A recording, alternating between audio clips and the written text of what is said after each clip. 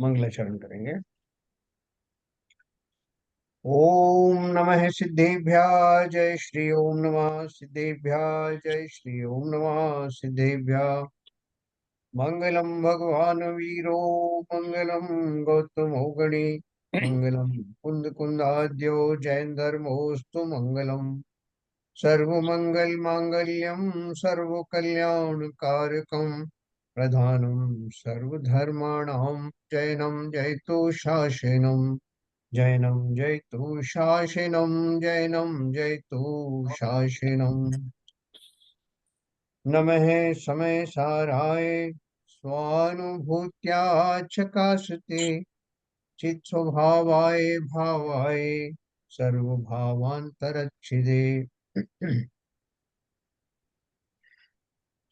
कुंदाचार्य द्वारा रचित समय सार ग्रंथ की सर्व विशुद्ध ज्ञानाधिकार हम पढ़ रहे हैं। जैसा कि मैंने आपको कल बताया, पिछले जितने अधिकार हैं सबका निचोड़ इस अधिकार में दिया है। और इसलिए अधिकार थोड़ा सा अपेक्षाकृत लंबा भी है।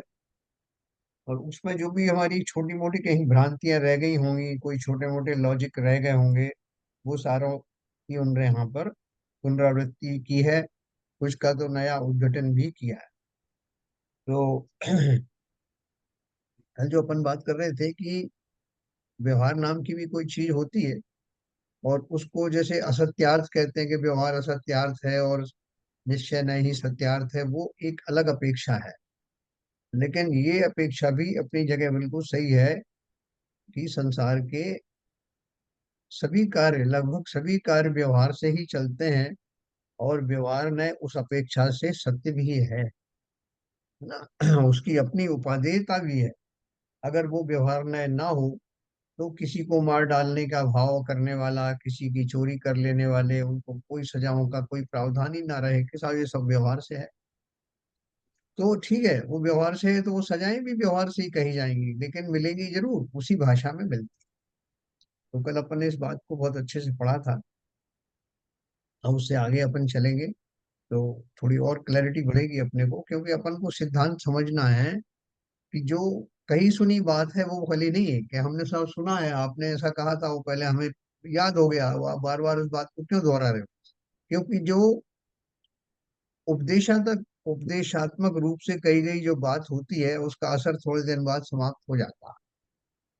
लेकिन अगर हमारी मान्यता किसी तर्क के आधार पर बनी है तो वो मान्यता हमारी परमानेंट होती है, वो ऑब्जर्व होती है। तो इसमें जो अभी जो गाथाएं अपन पढ़ रहे हैं उनमें वो तर्क ही दिए गए हैं, जिन तर्कों से आप कभी भूलेंगे नहीं कि वास्तव में ये आत्मा ऐसा ही। नहीं तो आज किसी ने कह दिया कि भैया जीव जो है वो कभी मरता नहीं है। हो सकता है कि किसी काल में कोई आपको, अगर आपके पास तर्क नहीं है और श्रद्धा के पटल पर आपका ऐसा श्रद्धान नहीं हुआ, कोई दूसरा अपना अच्छा से, आजकल वो आते हैं ना मोटिवेशनल स्पीकर्स, तो वो अपनी उस तरह से स्पीच देगा और आप अपनी वो बदल देंगे धारणा। तो इसलिए वो ना बदल पाए किन्हीं भी परिस्थितियों में, इसलिए वो लॉजिकली सिद्ध किए गया। ठीक है।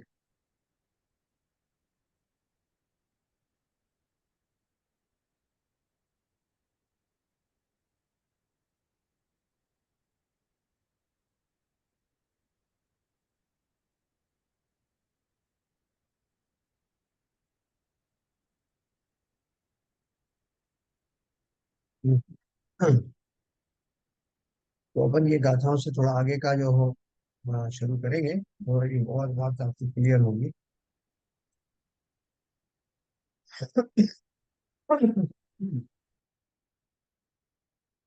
देखो किसी ने बोला था,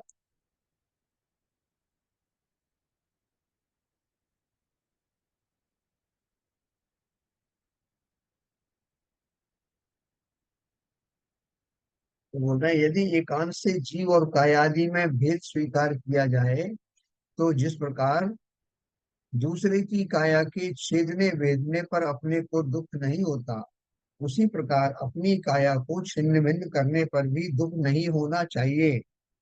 किंतु ऐसा तो नहीं है, क्योंकि ऐसा मानने पर प्रत्यक्ष विरोध आता है। दूसरे को मारने वाले जो है उनको थोड़ी तकलीफ हो रही है, शारीरिक रूप से उनको कोई वेदना नहीं हो रही, मानसिक रूप से भी वो प्रिपेयर्ड है, इसलिए उनको तकलीफ नहीं होती। लेकिन स्वयं के ऊपर जब ऐसे ही प्रहार होते तो उन्हें दुख होता है। इसलिए बोल रहे हैं कि एकांत रूप से माने सर्वथा ऐसा मान लेने से कि शरीर और आत्मा अलग है, वो दूसरों के लिए है, मेरे लिए नहीं, ऐसा नहीं है। तो इसलिए उन्होंने प्रश्न पूछा है कि ऐसा होने पर भी यह हिंसा तो व्यवहार से ही हुई, निश्चय से तो नहीं हुई। कल अपन ने ये बात पढ़ी थी और फिर उत्तर दिया था कि आप ठीक कहते हैं, यह हिंसा व्यवहार से ही होती है। क्यों व्यवहार से क्या होती है? कि शरीर में नहीं हूँ, और शरीर का मरना मारना ये सब व्यवहार में ही होता। तो फिर उन्होंने को बोला जब व्यवहार में होता है तो उसकी जो व्यवस्था है वो भी व्यवहार में होना चाहिए। तो उन्हें बिल्कुल है, यह हिंसा व्यवहार से ही होती है तथा पाप और उसके फल में नरकादि गति के दुखों की प्राप्ति भी व्यवहार ही से होती है। ये बात हमें स्वीकार ही है।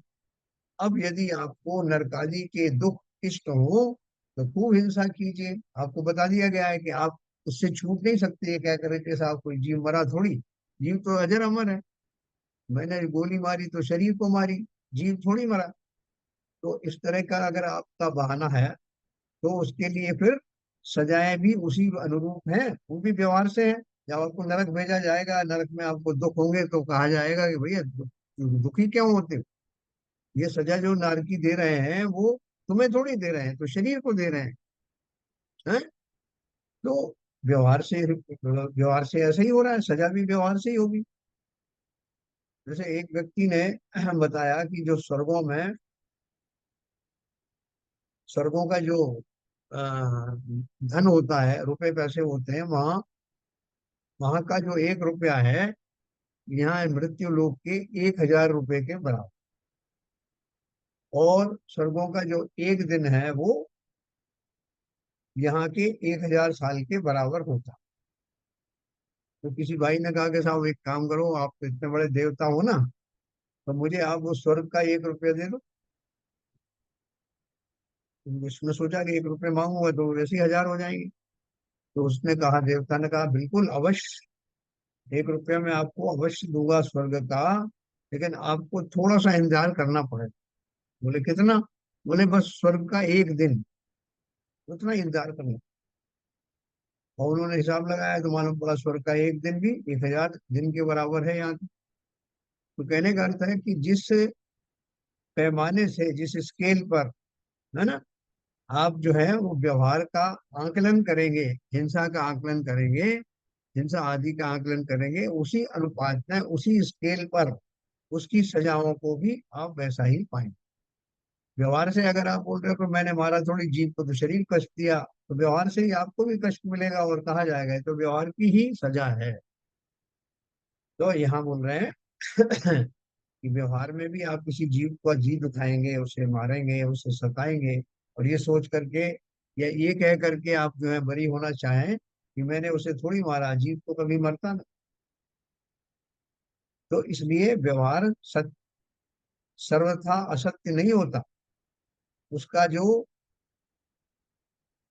व्यापार चलता है, व्यवहार में जो कुछ भी वस्तुएं संसार में चलती हैं, वो काफी दूर तक व्यवहार चलता है।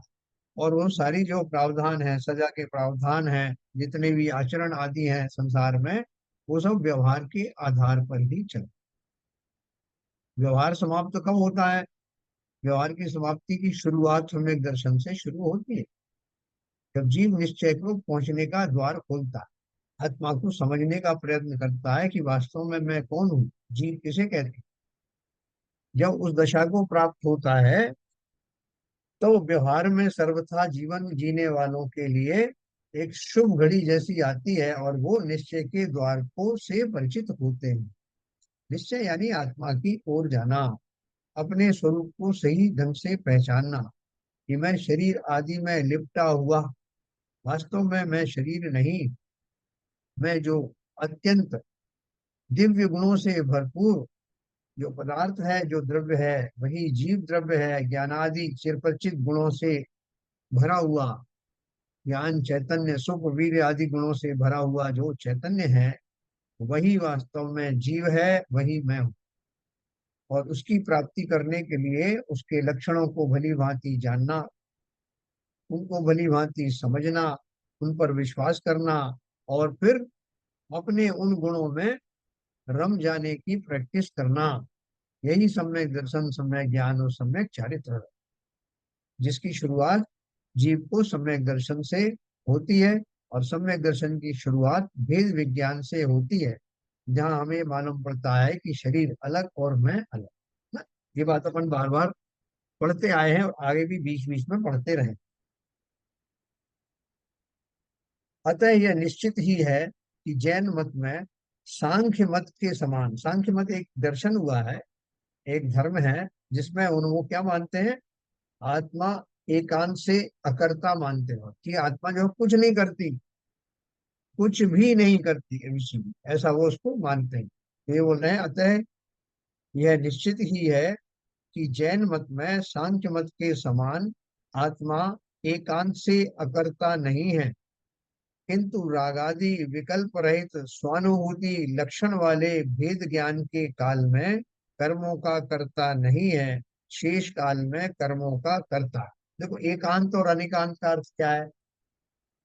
अपने शास्त्रों में बहुत आता ना कि जैन धर्म अनेकांतवादी अनेकांतवादी है, और जो अन्य दर्शन है वो एकांत वाले हैं। एकांत का मतलब क्या है? कि जैसे हम तो बोलते हैं कि जीव मरता भी है, जीव नहीं भी मरता। जीव अनित्य है, कभी भी मर जाता है, और बोले जीव कभी नहीं मरता। ये दोनों ही सिद्धांत अनेकांत में आते। इसका अर्थ क्या है? कि किसी अपेक्षा से जीव मरता है और किसी अपेक्षा से कभी मरता नहीं। तो ये दोनों बातें कैसे सही हो सकती हैं? बोले सही है। जीव मरता है किस अपेक्षा से? पर्याय दृष्टि से। उसका शरीर मर जाता है, शरीर बिछड़ जाता है, उसी को मरना कहते हैं। लेकिन मरता नहीं है जीव, इसका अर्थ क्या है? कि वही जीव अलग अलग जन्मों में शरीरों को धारण करता रहता है और अंत तक कभी मरता नहीं। वही जीव अनंत और सिद्ध बनता। वही जीव नरकों में चला गया था, वही जीव त्रियंचों में चला गया था, मनुष्य और देव में भी चला गया था। तो पर्यायों की अपेक्षा से, जब पर्याय नष्ट होती है तो उसे मरना कहते हैं, कि जीव मर गया। लेकिन जो जीवों के की जो आत्मा है, जो उसका जो सोल है, वो कभी मरती नहीं, वही पुनर्जन्म धारण करती है। इस अपेक्षा से जीव कभी मरता नहीं। ये दोनों बातें अनेकांत में आती हैं। अब एकांत किसे कहेंगे? एकांत में आदमी बोले भाई साहब, हम आपको बताते हैं हमारे धर्म में लिखा है कि जीव कभी कुछ करता ही नहीं, ना जीता है ना मरता है, कभी कुछ नहीं, ऐसा ही तटस्थ रहता है। तो एक ये कहेगा आपसे, एक धर्म दूसरा ये कहेगा कि ऐसा वैसा है कि जीव परमानेंट है ही नहीं, परमानेंट है ही नहीं। अभी जो जीव दिख रहा है ये मर जाएगा, फिर दूसरा जीव उत्पन्न होगा, फिर वो मर जाएगा, तीसरा जीव मरेगा, उत्पन्न होगा। ऐसे बहुत सारे लोगों ने एकांत रूप से कि ऐसा ही है। जैसे अगर जैन धर्म में ये सब कहा जाए कि जीव कभी मरता नहीं 100%, फिर वो पर्याय वर्याय की अपेक्षा से भी कुछ नहीं बोल रहा। कोई से बोला भाई पर्याय के वो कुछ नहीं, पर्याय वर्याय जीव मरता ही नहीं, तो वो एकांतवाद हो जाए। एकांत में अगर किसी एक ही वस्तु व्यवस्था पर जोर दिया जाए और अपनी जिद पर अड़ा जाए कि यही अवस्था हमेशा रहती है, तो वो एकांत है। लेकिन जिसमें उन पर्यायों का भी ध्यान रखा गया है, और जो शाश्वत रूप से द्रव्य का जो स्वरूप है उन दोनों का भी ध्यान रख करके एक इस तरह का स्टेटमेंट दिया जाता है, जिनमें दोनों को साधा गया हो, वो अनेकांत है। दोनों को या जितने भी उसके और विषय हो सकते हैं। तो ये एकांत और अनेकांत का मैंने आपको थोड़ा सा बताया। ये बोल रहे हैं अतः यह निश्चित ही है कि जैन मत में सांख्य मत के समान आत्मा एकांत से अकर्ता नहीं है। निष्क्रिय तत्व कहते हैं उसको, आत्मा को। वो क्यों कहते हैं, किस अपेक्षा से कहते हैं? कि जब जीव राग आदि सभी विभाव भावों से मुक्त हो जाता है, और जब उसकी चारित्रिक दशा ऐसी होती है कि वो अपने स्वभाव में स्थिर हो जाता है, उस काल में वो निष्क्रिय हो जाता है, उस काल में वो अकर्ता हो जाता है। तो उस काल तक की तो बात ठीक है, लेकिन सभी हमेशा ही ऐसा रहता है, ये तो गलत है। तो यही उन्होंने समझाया। अच्छा।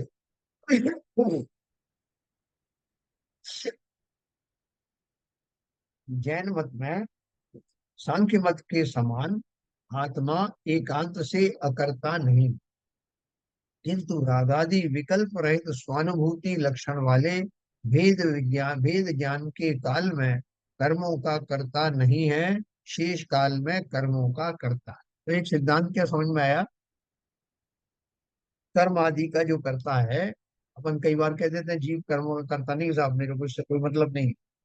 कभी बोलते हैं साहब मैं ही करता हूँ, है मैंने कैसे कैसे कर्म किए साहब, मुझे भोगना पड़ेगा। अपन ये दोनों तरह की बातें करते हैं ना, तो दोनों तरह की बातें करना भी गलत नहीं है, अंकल, क्योंकि कर्ता और अकर्ता में क्या फर्क पड़ेगा, क्या अंतर होता है अकर्ता और अकर्ता में?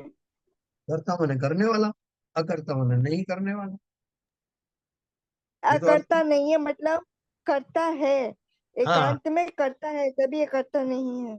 एकांत से अकर्ता नहीं है मतलब क्या है कि हमेशा करता है। अकर्ता नहीं रहता, बल्कि कर्ता भी रहता है। तो लिखा ना आगे, किंतु रागादि विकल्प रहित स्वानुभूति लक्षण वाले भेद ज्ञान के काल में कर्मों का कर्ता नहीं। मैंने बोला ना, कभी भी वो कर्ता नहीं होता, यानी अकर्ता रहता है। तो बोले ऐसा नहीं है, वो अकर्ता या न करने वाला खाली उन क्षणों में रह सकता है जब वो अपने स्वभाव में आ जाता है, स्वानुभूति में रहता है। उस काल में वो पर का कुछ भी करता नहीं, स्व में रह रहा है। तो बोल रहे उस काल में मात्र जो है वो पर का अकर्ता है, यानी रागादि भावों का ऐसी स्थिति अकर्ता है। में सर, हाँ। जो रागादि विकल्प है स्वानुभूत वाला जो स्थिति है जीव का, हाँ जी। तो इस अवस्था में तो उनका आश्रव और संवर दोनों, आश्रव नहीं हो रहा है और संवर हो गया है। लगभग ऐसी स्थिति में तो कर्म का प्रश्न ही नहीं है। तो कर्म कर्म मतलब ये सब चीजें एक तरह से फ्रीज हो वैलिड गए। ही नहीं है, क्योंकि फिजिकली जो जब आश्रव हो रहा है और संवर हो गया है, तो तो वही तो निर्जरा बात चल बोल रहा रही हूँ, है। वही बोल रहा हूँ।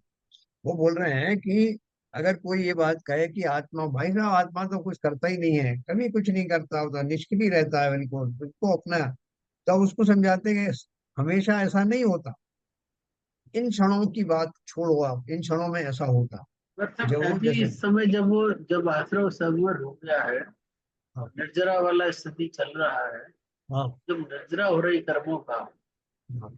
तो उस समय जीव क्या किस तरह का भाव रहे, भाव कुछ समय तो रहेगा ही उसका। उन भावों को कर्म नहीं बोलेंगे, भाव मतलब क्या कर रहा नहीं है उस भाव समय है ना, निर्जरा स्वामी, होकर। स्वामी जब लीन है, देखो ना, रागादि विकल्प रहित स्वानुभूति लक्षण वाले भेद ज्ञान के काल में, भेद ज्ञान का अर्थ तो क्या है कि मेरा चिंतन चल रहा है ना कि मैं शरीर नहीं हूँ, मैं आत्मा हूँ, ऐसा जो भेद ज्ञान का जो वेद ज्ञान बैकग्राउंड है जिसमें, ऐसा चिंतन जिस काल में चलता है, उस काल में जीव को पर पदार्थों का किसी तरह का कोई रागादि होता ही नहीं। तो इसलिए उस काल को अगर आप छोड़ दें, तो शेष काल में तो रागादि होते हैं ना, तो शेष काल में तो वो करता है रागादि का। तो ना तो वो सर्वथा करता है, ना ही हमेशा अकर्ता है। दोनों बात क्लियर हुई ना, कि इस काल में वो अकर्ता है, उस काल में करता है। तो इसलिए जो कोई, अगर कोई धर्म इसमें से एक पक्ष लेके बैठ जाए कि नहीं साहब जीव तो हमेशा करता है, तो वो भी गलत है। और कोई कहे जीव तो हमेशा करता ही रहता है राग द्वेष, तो ये भी गलत है। तो ये उन्होंने दोनों को साधा है ना। मैंने एक बात पूछनी अतः थी। हाँ, शेष काल में कर्मों का एक कर्ता। बात एक हाँ बात बोलिए, पूछनी थी बोलिए। कि जीव जो है स्वभाव में आने के लिए पुरुषार्थ करता है, विवाह हाँ, में जाने के लिए पुरुषार्थ नहीं करता ना? करता है। विवाह में जाने का पुरुषार्थ, खोटा पुरुषार्थ तो करता ही है ना। अच्छा, विवाह में हाँ, जाने मतलब जीव का पुरुषार्थ स्वभाव में आने के लिए भी होता है और विवाह में जाने के लिए भी होता बिल्कुल होता है। आप देखो, विवाह भी बाई डिफॉल्ट थोड़ी होता है। अपन इसके लिए तो, अगर बाई डिफॉल्ट होता तो अपन उसके लिए प्रिवेंशन क्यों करते हैं, अपने बच्चे को समझाते हैं कि देखो बुरे ऐसे खराब लोगों की सोबत में मत जाओ, उसका खान पान अपन सुधारते हैं, अपन उसको समझाइश देते हैं। तो समझाइश ये सब क्यों करते हैं? क्योंकि हम उसको बुद्धिपूर्वक उन स्थानों में, उन विषयों में जाने से बचाते हैं। इसका अर्थ क्या है कि उसका जो नेगेटिव पुरुषार्थ है उसको रोकने का प्रयत्न कर। मतलब वो जीव तो पुरुषार्थ करता ही रहता है जब तक कि पूरी तरह स्वभाव में ना आ जाए। जीव का, अब आप जैसे बोलते हो ना कि वो जो नेगेटिव पुरुषार्थ है वो, उसके लिए पुरुषार्थ करना पड़ता है क्या? वो करता ही है, भाई अच्छा। डिफॉल्ट कर रहा है। अनादि काल से हम जो मिथ्या दृष्टि हैं, तो क्या हम मिथ्या दृष्टि बने हुए हैं, तो इसमें हमारा कोई योगदान है कि नहीं? अनादि काल से मिथ्या दृष्टि बने हमें बहुत सारे मौके मिल रहे हैं, मैं मंदिर भी जाता हूँ, बहुत सारी देशनाएं मिलती हैं, मैं संसार के दृश्यों को देखता भी हूँ, मैं उसको समझने की कोशिश भी करता हूँ कि जो कुछ हो रहा है, लेकिन मैं उसका निर्णय अलग ही लेता हूँ। भाई संसार में जीना है तो एक दूसरे को मारो कूटो, फिटेस्ट ऑफ दिस क्या सर्वाइवल के लिए एक दूसरे को मारो, ऐसा मैंने अपनी थ्योरी बना रखी है। तो ये सर जो मेरी अपना ही पूरा योगदान है हाँ, संसार में रहने सारी नेगेटिविटी जो है बनी के रहे, लिए। हम अपनी भी करते हैं और दूसरों की भी। यस। किसी के घर में जो है कोई धर्मात्मा बेटा हो जाए उत्पन्न किसी दुष्ट के यहाँ, तो उसके लिए तो ये बहुत बड़ा उपसर्ग है। वो उसको समझाएगा नालायक कहीं क्या, तो अपना खानदान में देख क्या होता है, और तू एकदम जो है रामचंद्र बना हुआ है, तो उसको वो अच्छे पुरुषार्थ से रोकता है। और किसी ब्राह्मण के घर में, जैन के घर में कोई ऐसा आ जाए जो जिसके लक्षण जो है बिल्कुल ऐसे हो कसाइयों जैसे, तो उसको क्या बोलते हैं? हाँ, उसको रोकने की प्रयत्न करते हैं। तो अर्थ क्या है, अनादि काल से जीव अपनी ही गलतियों के कारण, अपने भ्रम के कारण, या अपनी मान्यताओं के कारण विभावों में फंसा हुआ है। और वो पुरुषार्थ अगर चाहे करना, पॉजिटिव करना, तो स्वभाव की ओर आ सकता है, और अगर नेगेटिव करना चाहे तो और नीचे जा सकता है ना? तो कमठ के जीव ने जो है वो निरंतर नेगेटिव करता रहा, तो कितनी बार कहाँ गया, कितनी बार कौन सी गतियों में गया, तो इस तरह का जीव चलता रहता है सभी के साथ में। तो ये पुरुषार्थ दोनों तरह का चलता है, नेगेटिव भी और पॉजिटिव भी। हमें कौन सा पुरुषार्थ करना है पहले तो ये नक्की करना। ठीक है। हमें मालूम तो होना है कि अच्छा पुरुषार्थ किसे कहते हैं, ये हमें मालूम होना चाहिए। तो वो है उक्त संपूर्ण कथन का तात्पर्य यह है कि यह आत्मा यद्यपि परम शुद्ध निश्चय नय से सभी कर्मों का अकर्ता ही है। अब इन्होंने जो शुद्ध निश्चय नय है उसमें एक शब्द और लगा दिया, परम। परम शुद्ध निश्चय नय से, क्योंकि इसमें बहुत सारी ये हो है वो थोड़े थोड़े से डेविएशन है है ना? तो परम शुद्ध निश्चय नय में मतलब वो बिल्कुल एक्सट्रीम वाली जो पोजीशन है जिसमें आत्मा सब प्रकार से शुद्ध हो जाता है, जब वो सिद्ध अवस्था को प्राप्त होता है, तो उस अवस्था को परम शुद्ध निश्चय नय वाली अवस्था कहा है। परम शुद्ध निश्चय नय से सभी कर्मों का अकर्ता ही है, तथापि अशुद्ध निश्चय नय से रागादि भाव कर्मों का और असद्भूत व्यवहार नय से द्रव्य कर्मों तथा नो कर्मों का कर्ता भी है ना? ये तो कहा शुद्ध निश्चय नय से जो आत्मा का जैसा स्वरूप है, जैसा उसका शुद्ध स्वरूप है, उससे तो वो किसी तरह का कर्म ना तो कभी कर सकता है ना कभी करेगा, ये उसका स्वभाव है। लेकिन अशुद्ध निश्चय से जो हमारा आपका जो स्वरूप है उस वो कैसा है कि मैं द्रव्य कर्म भी करता हूँ, नो कर्म भी करता हूँ, है ना? द्रव्य कर्म कौन से होते हैं और नो कर्म कौन से होते हैं, निशु बताओ जरा। व्यापार वर्णादि भाव कर्म रागादि द्रव्य कर्म द्रव्य कर्म कौन से होते हैं? हमारा वो नेट का कुछ प्रॉब्लम है इसका।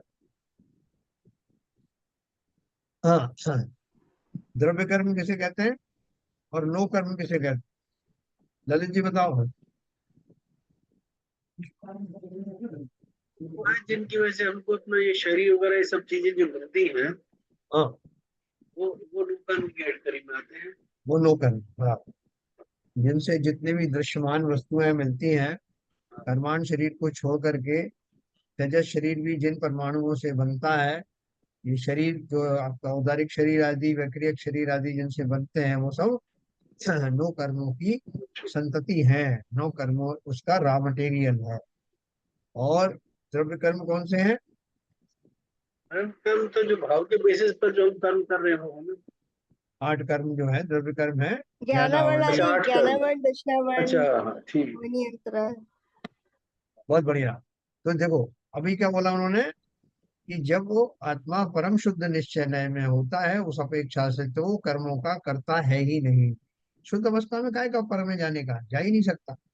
लेकिन जब मैं अशुद्ध अवस्था में हूँ, जब वो हमारी और आपकी अवस्था है जिनको ज्ञान तो वो भी है, लेकिन ज्ञान कैसा है कि वो हमें भेद विज्ञान हुआ नहीं, सम्यक दर्शन की प्राप्ति हुई नहीं है। इसलिए हमें रागादि भाव उत्पन्न होते हैं, और रागादि भाव के उत्पन्न होने से मैं ये द्रव्य कर्म और नो कर्म का कर्ता बन जाता हूँ। तो सब ये नो अंकल कर्म भी तो द्रव्य असद्भुत कर्म की कैटेगरी में आ गए ना। 4 क्या तो बोल वो रहे हैं? हो गए घातीय कर्म। ये द्रव्य नो कर्म है, हाँ, ये भी तो ये द्रव्य कर्म के से अलग है क्या? अलग है ना। नो कर्म तो कौन अभी से हैं? आपने 8 जो कर्म बताए, 4 घातीय कर्म और 4 अघातीय कर्म, हाँ। ये द्रव्य कर्म है।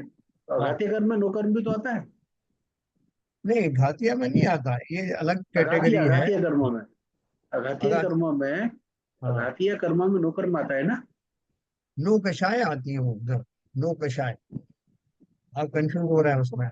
नो कषाय होती है ना, आश्चर्य, रति, अरति, शोक, भय, जुगुप्सा, हाँ स्त्री वेद, पुरुष वेद, नपुंसक वेद, ये जो नो कषाय हैं, नो कषाय और नो कर्म में फर्क है। हाँ, नहीं तो जो जो अघातीय कर्म है उसमें कौन से आ रहे हैं? आयु कर्म, गोत्र कर्म। आयु नाम अघा- गोत्र वेदनी अघातिया कर्म है अच्छा वो। अच्छा। हाँ, और घातिया में ज्ञानावर्णी, दर्शनावर्णी, अंतरायण, मोहिनी, ये 4 जो है घातिया है। और जो कषाय जब हम पढ़ते हैं, मुख्य कषाय क्रोध, मान, माया, लोभ, हाँ, वो लोग अच्छा उनकी है। उनकी सपोर्टिंग जो है कषाय में वो आती हैं आश्चर्य, रति, अरति, भय, जुगुप्सा, स्त्री वेद, पुरुष वेद, नपुंसक।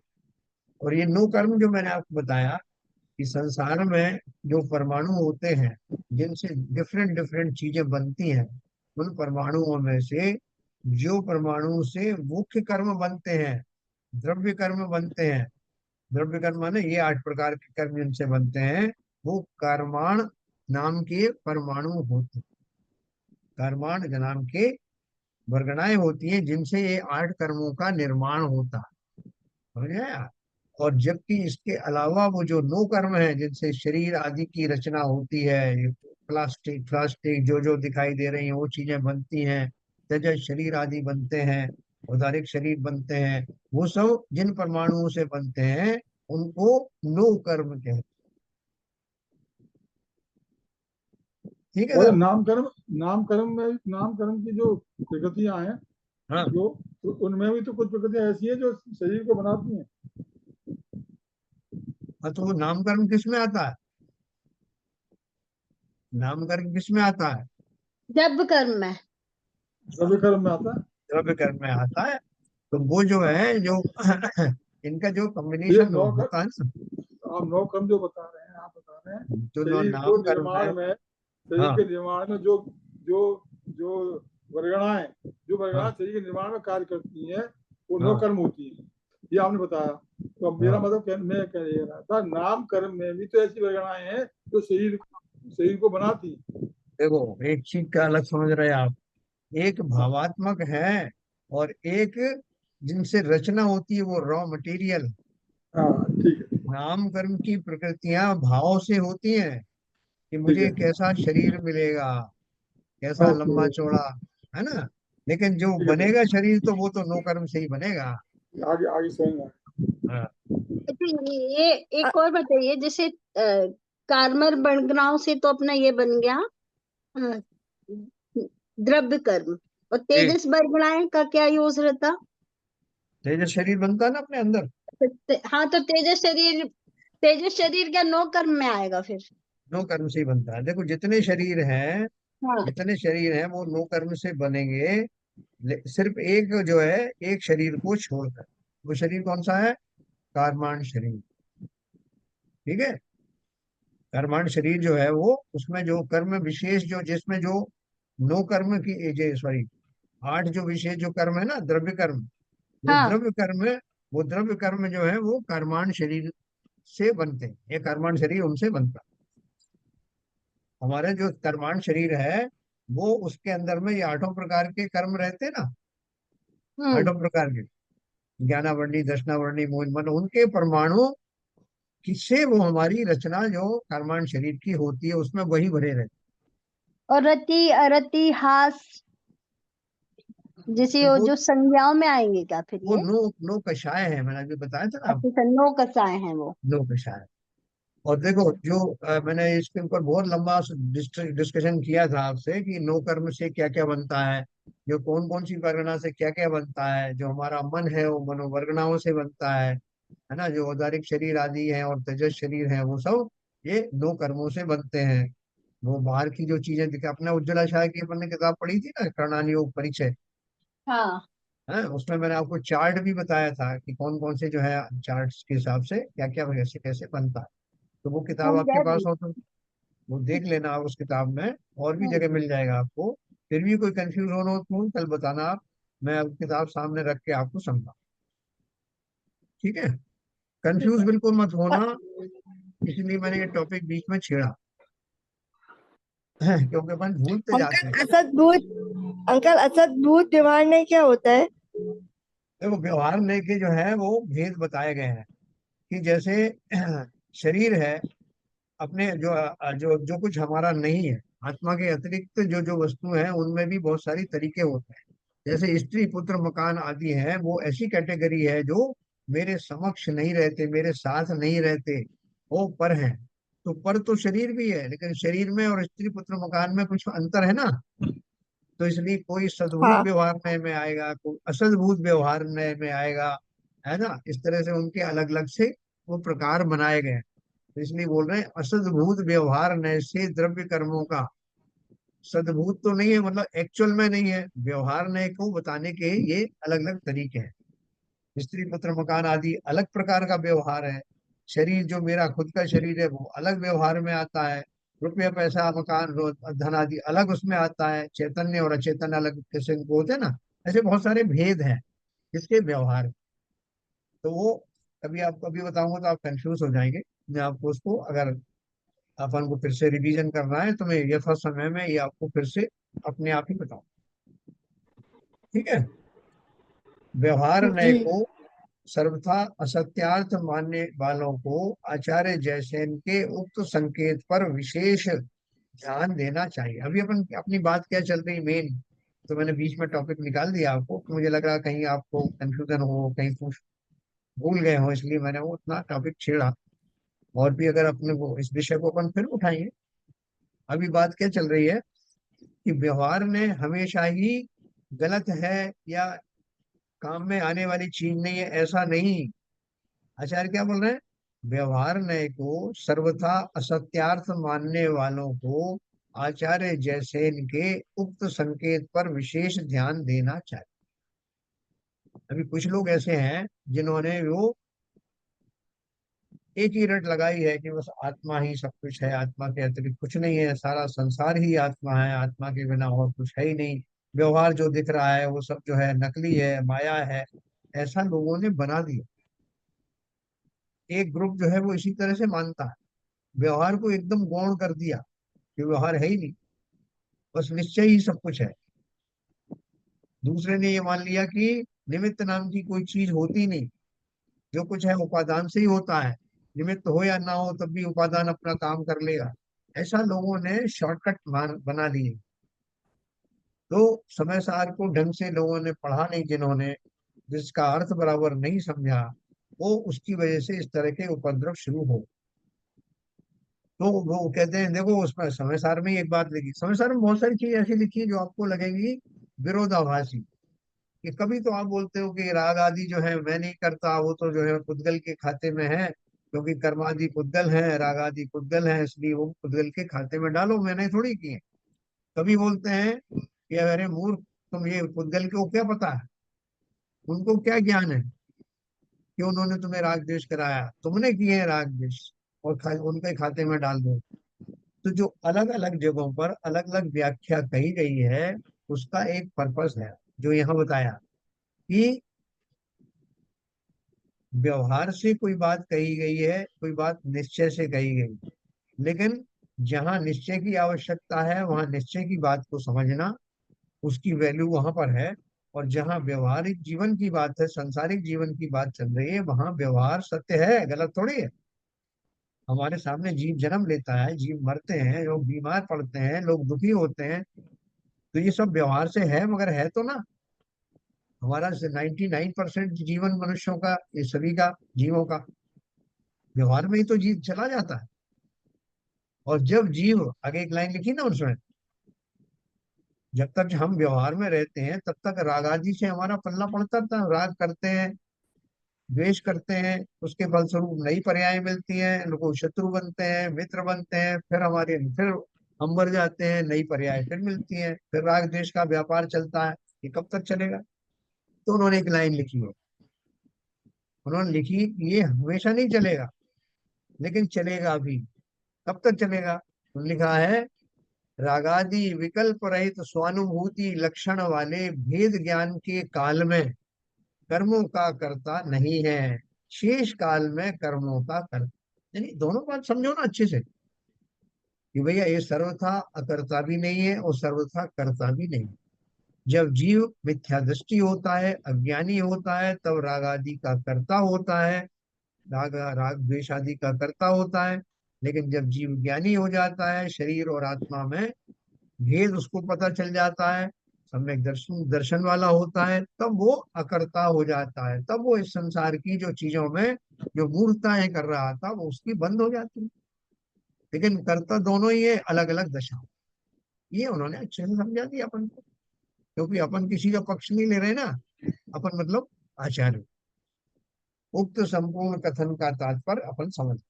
तो व्यवहार नय को सर्वथा असत्यार्थ मानने वालों को आचार्य जयसेन के उक्त संकेत पर विशेष ध्यान देना चाहिए, है ना। ये मैंने आपको भी थोड़ा शॉर्ट में बताया है। थोड़े दिन के बाद में ये कंफ्यूजन फिर शुरू हो जाएगा। जिस तरह बरसात के दिनों में बादल थोड़ी देर तो जो है क्लियर हो जाते हैं, फिर आ जाते हैं उमड़ घुमड़ करके, क्योंकि मौसम वो चल रहा है।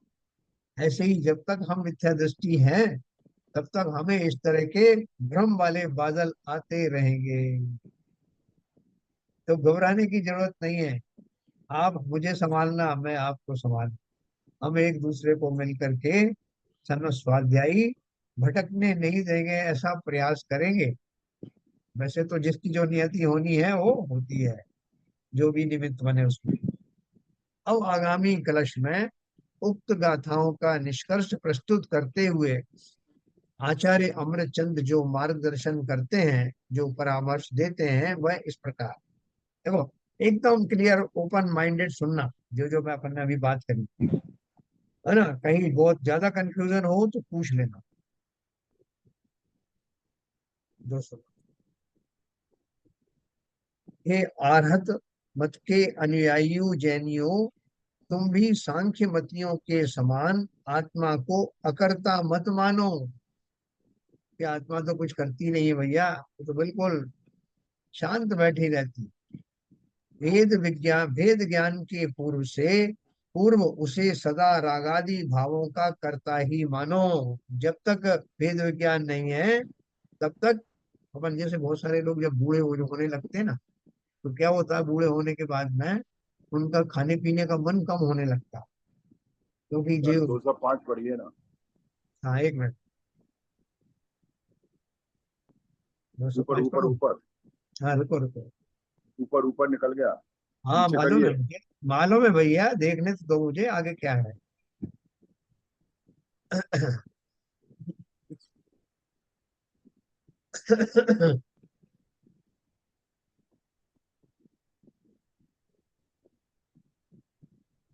हाँ, ये कलश पढ़ेंगे बराबर। अब आगामी कलश में उक्त गाथाओं का निष्कर्ष प्रस्तुत करते हुए आचार्य अमृतचंद्र जो मार्गदर्शन करते हैं, जो परामर्श देते हैं, वह इस प्रकार है ना, बराबर।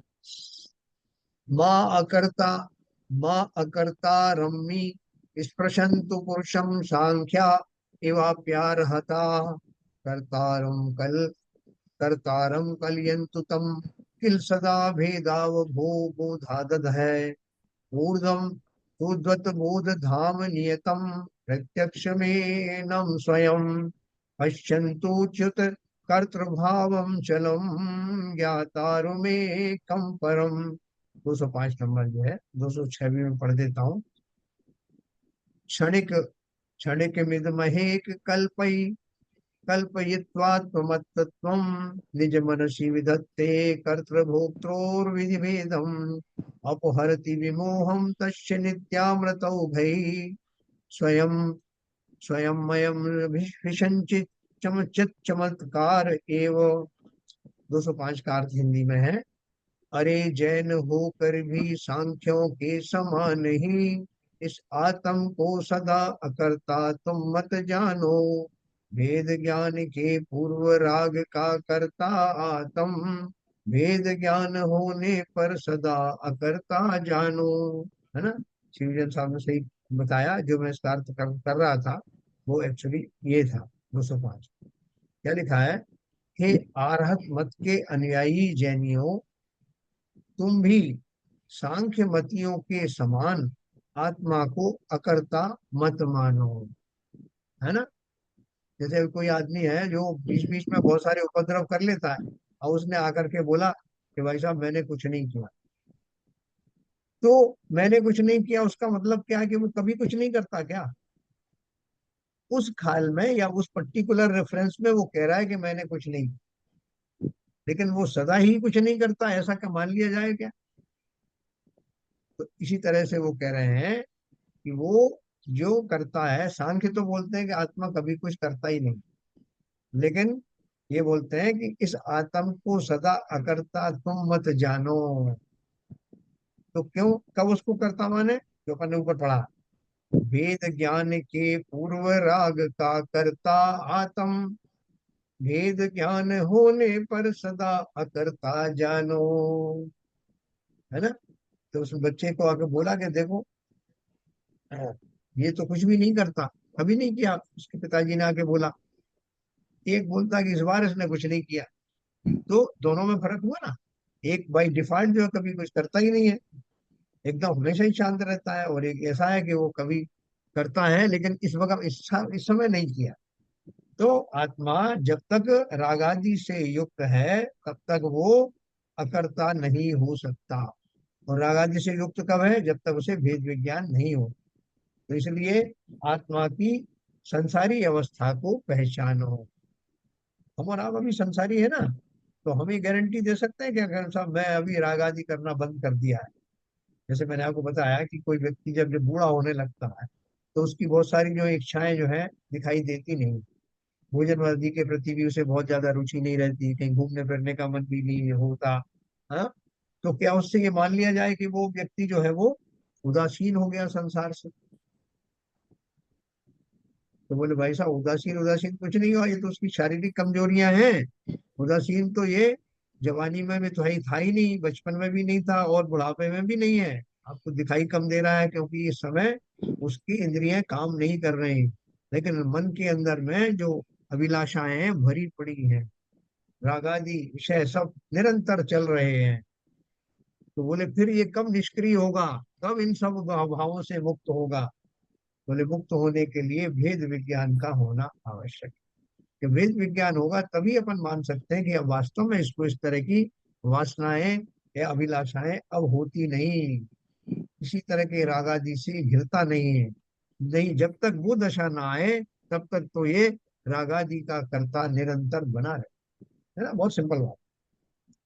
हे आरहत मत के अनुयायु जैनियों, तुम भी सांख्य मतियों के समान आत्मा को अकर्ता मत मानो। भेद ज्ञान के पूर्व उसे सदा रागादि भावों का कर्ता ही मानो, और भेद ज्ञान होने के बाद उसे सदा अचल अकर्ता अर्थात ज्ञाता ही देखो। है, अब आप उल्टा कर दो कि साहब जो है वो, आपने कहा था ना कि ये तो हमेशा ही राग द्वेषी करेगा, हमेशा ही यो चंचल रहेगा, ये कभी निष्क्रिय अकर्ता नहीं हो सकता। तो बोले वैसा, ये जो मैं आपसे बात कर रहा हूँ ये धार्मिक गुणस्थान के मुनिराज की बात कर रहा हूँ। अरे बोले कोई से भी गुणस्थान की कर लो आप, सवाल ही नहीं है आत्मा कभी शांत रह जाए या अकर्ता बन जाए या निष्क्रिय हो जाए, कभी नहीं। बोले और ऊपर चले अपन, अनंत बन जाए, सिद्ध बन जाए। बोले मैंने कह दिया ना आपसे, चाहे अनंत बन जाए, सिद्ध बन जाए, कुछ भी बन जाओ, आत्मा ये कर रह नहीं सकता भाई, मैं जानता हूँ। तो बोलते ऐसा नहीं, आपको उसमें बीच में फर्क करना पड़ेगा।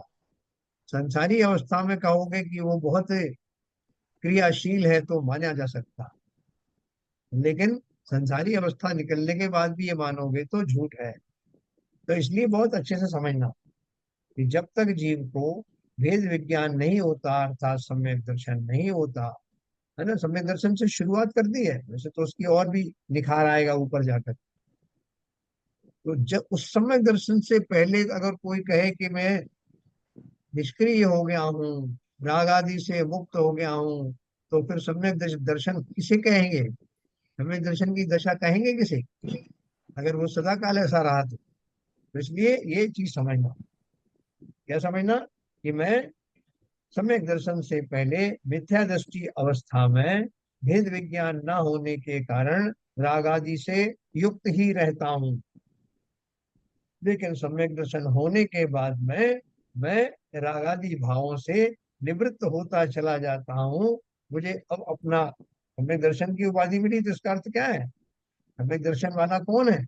जिसने अब आत्मा के अंदर झांकना, चिंतन करना, वहां रहना प्रारंभ कर दिया है। उस काल में वहां से उसका निष्क्रियपना शुरू होता है, और वो वास्तव में उस अपेक्षा से निष्क्रिय कहा जाता है, या राग आदि से मुक्त कहा जाता है, या अकर्ता कहा जाता है उस अपेक्षा से। इस प्रकार 13 गाथाओं के सार को अपने में समेट लेने वाले इस कलश में यही कहा गया है कि हे अरहंतों के अनुयायी जैनी भाइयों, सांख्यों के समान तुम भी आत्मा को सर्वथा अकर्ता मत मानो। ये सांख्य मत जो बार बार ला रहे हैं वो इसलिए ला रहे हैं कि एक ग्रुप ऐसा है, एक धारा को मानने वाले या एक दर्शन को मानने वाले जीव जिन्हें सांख्य मति कहते हैं, वो ऐसा मानते हैं, क्या मानते हैं, कि आत्मा न राग करती, न द्वेष करती, कुछ भी नहीं करती, अकर्ता है सर्वथा। तो बोले तुम भी ऐसा मत मानो। बहुत सारे अपने जैनियों में भी वो ऐसे लोग हैं कि जिन्होंने समय सार तो पढ़ी, अब वो उसका गलत अर्थ निकाल करके वो क्या करते हैं कि ये अब ये मानने लगे कि मैं तो हूँ शुद्ध निराकुल सिद्धो सम। वो मानते हैं कि अभी से, इसी क्षण से नहीं, मैं तो सदा काल से ही अनंत और अनंत सिद्ध के समान ही हूँ। तो बोले भैया तो तुम संसार में फिर क्या कर रहे हो तुम, संसार ये में क्या तो कर फिर रहे हो तुम? निश्चयाभासी और व्यवहाराभासी वाली बात हो गई। हाँ वैसे ही है, वैसी ही है, निश्चयभाषी वाला का तो यही है। तो वो जो उसी उसी में जो सांख्यमती जो है वो उसी तरह के हैं, निश्चय निश्चयमती वाले भी हैं, निश्चयवादी भी हैं, और एकांत निश्चयमती। तो उन्होंने बोला कि जो जो जो जिस तरह के दर्शन है उन दर्शनों से सावधान रहना, और उसको भली भांति समझना कि किस अवस्था में मैं करता हूँ, किस अवस्था में अकर्ता हूँ। इस तरह 13 गाथाओं के सार को अपने में समेट लेने वाले इस कलश में यही कहा गया है कि हे अरहंतों के अनुयायी जैनी भाइयों, सांख्यों के समान तुम भी आत्मा को सर्वथा अकर्ता मत मानो।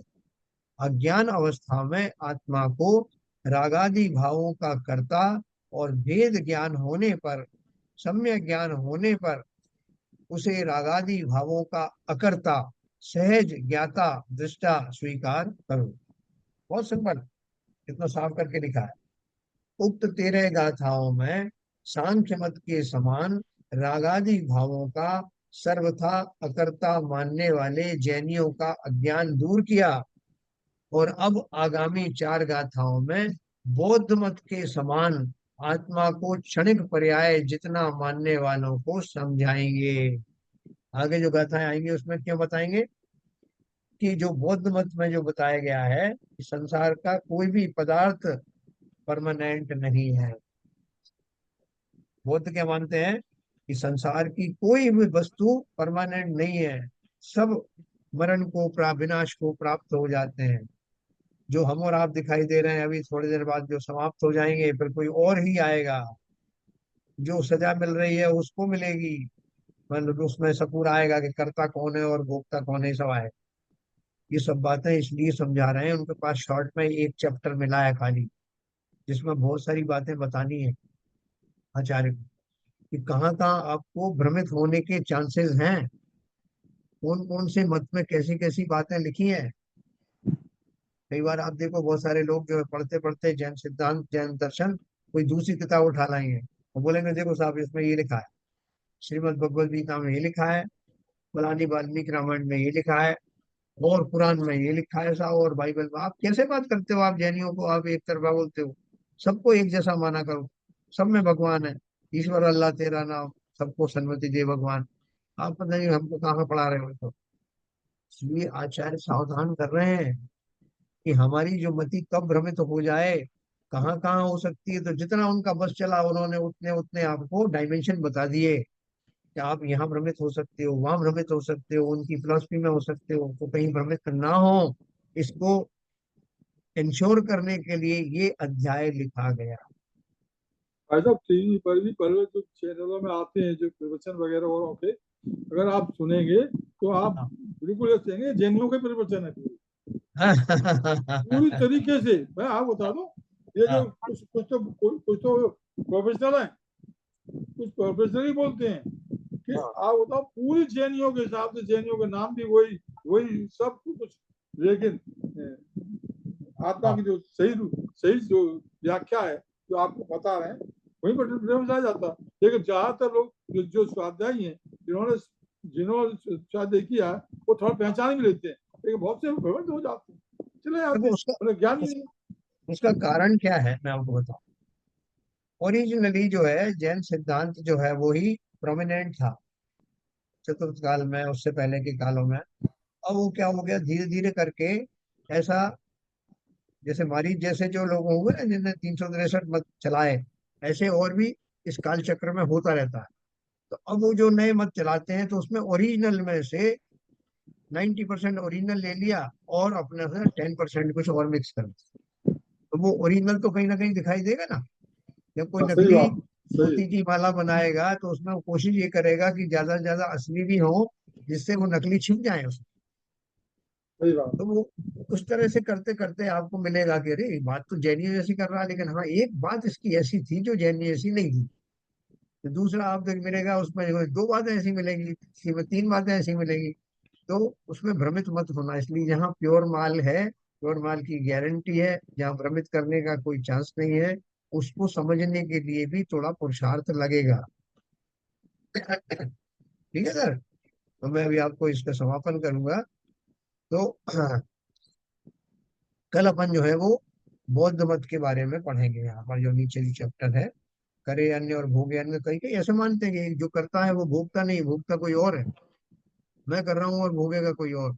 तो एक जैन मुनि भी आए थे यहाँ, उन्होंने भी ऐसे उपदेश दिया कि साहब करता कोई और है और भोगता कोई है और, लेकिन वो उसका मर्म नहीं समझे तो उन्होंने उस ढंग से समझाया। यहाँ जो उसकी क्लैरिटी से बात कही गई है मैं आपको कर बताऊँ।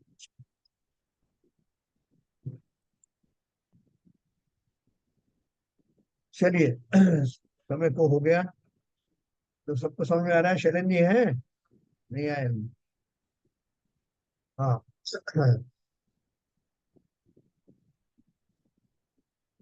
क्या सरिता जी है? हाँ सरिता जी ठीक है, ये समझ में आया आज का पूरा विषय। हाँ आज तो आया है।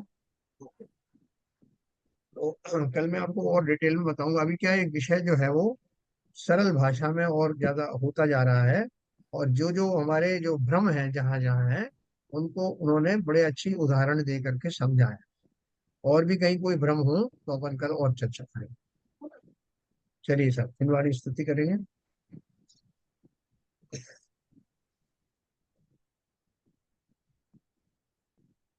जटमु नाश वेको ज्ञान के प्रकाश वेको भास वेको घन सी बखानी है। जय द्रव्य जान विकु बंधर विधि भान विकु पर पिछान विकु परम प्रमाणी है। अनुभव बताए विकु जी जताए विकु काहू सताए विकु भव्य और आनी है। जहाँ तहाँ तार विकु पार के गुतार विकु विस्तार विकु यही चित वाणी है। वे जिनवाणी भारती तुहे जपूदन है जो तेरी शरण गए सो पावे सुख चैन। या वाणी के ज्ञान से सुझे लोका लो वो वाणी मस्तक धरो सदा देते हैं दो सदा देते हैं दो। जिनवाणी माता की जय। जय।